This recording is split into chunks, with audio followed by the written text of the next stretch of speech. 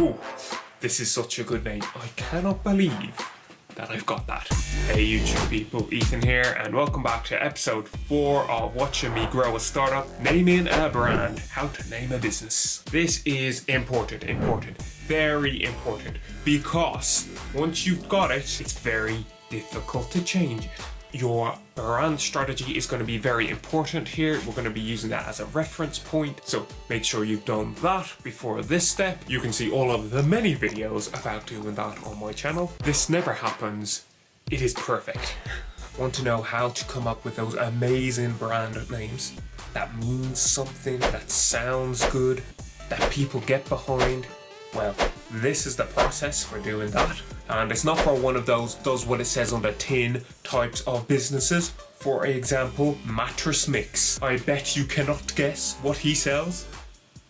Mattresses. I know that was a difficult one for you. It's small, it sounds good, no one is using it for any business or other means at all. Okay, are you ready? Let's get into this. Okay, so the first step number 1 is going to be a word dump.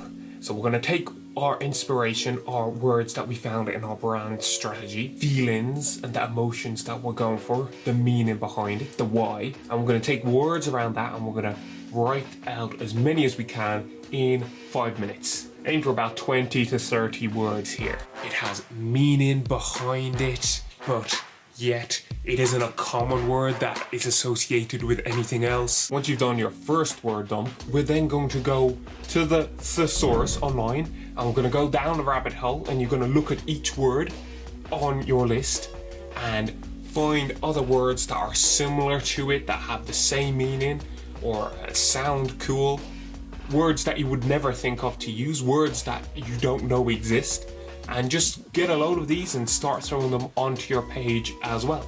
And a quick tip, you can also use other languages and words from other languages, dead languages as well. We're aiming for a word that sounds cool and means something here. Step number 3 is going to be picking your favorites. You're going to take 5 to 10 of these words as your favorites. Don't get overly attached to any single one of these, and just circle them, and then we're going to go through some checks later. It feels great and it was my first choice. The next step, which is going to be checking our names now to make sure they're going to be good names to go forward with. There's this guy called Marty Neumanner, and he's great at branding, has written many books about the subject, and we can go to his website. It's called martyneumanner.com, and I'm going to have the link in the bio, and there's a section there where it has about names for brands, and there's a list of different sections, and you need to make sure go through each of these sections to make sure your names that you've picked are going to stand up against it. For example, it needs to be easy to spell and sound and easy to say. So a bad one for me is this one here, which has got a Z in it. That's very difficult for people to say and easy, but it is distinctive. So it has a plus and a minus, but we want to go for all pluses across the board. Don't put in things that may be negative in the future. And so, like, even though you may like it and a name like that, that's great or whatever. So how could you change that name now? This is where you start to change it. Add in different letters instead of those ones that may be difficult, or take some out. Change up the words that you've got. Mix it about. These are where some of these really cool names come from, like Google, for example, or Pixar. Normally in this process there is a lot of compromise, and you end up settling with a lesser name than what you wanted. So once you have got your name, you can then go to a website called namechk.com, or you can just Google it, Google name checker for social media, and on there you can stick in your name that you've just come up with and check the website handles, you know, the .com. If you've got a .com, you need to have a .com. Whether it's available, your Facebooks, your Instagrams, your Twitters, etc., etc. Make sure you've got the handles. You're making sure the name that you have just picked is available on these platforms. Now, sometimes you may have to add in an extra word because it's, you know, most of the easy ones are taken. So whatever your industry is about is an easy, nice tag on the end. You know, if you're, example, apparel, you can be something apparel.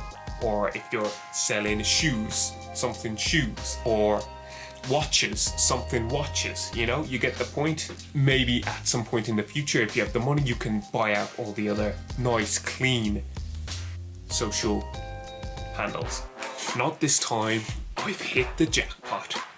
And then what you want to do is Google your name. Google the name that you've picked. And make sure there are no businesses that are competing against you with that same name. Sometimes you may find businesses in a very, very different niche, a very different area, very different market. And so check out that. Maybe you can add like a letter into your name or change it slightly so it's slightly different, and then go with it from that. But you need to make sure and check that no other businesses already exist and are operating under that name, because that will lead into problems later. I will tell you what the name is at some point in the near future once the business has become nice and stable.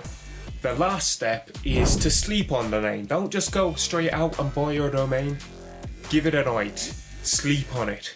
Make sure you're comfortable with it, because once you've made it, you cannot change it. You have to stick with it. Hopefully this will be helpful to you the next time that you have to name a business. If it has, I would be honored. If it has earned your subscription, go get 'em, Tiger.